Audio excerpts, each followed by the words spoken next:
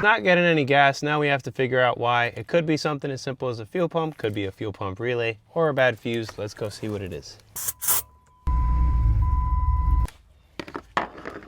And that 20 amp is fine. So as you saw, we have a crank no start condition. So I'm running through the fuses and the relays to see if anything is blown.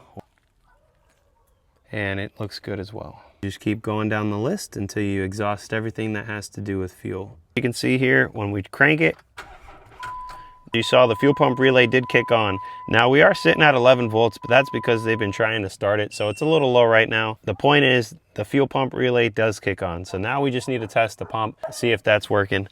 We're just gonna disconnect this fuel line. We're gonna crank it and see if any fuel comes out. If no fuel comes out, we know that the fuses are good. The pump is getting power. We're not getting any fuel. That means it's the fuel pump. All right, so we got the fuel line disconnected. Let's go ahead and give it a crank.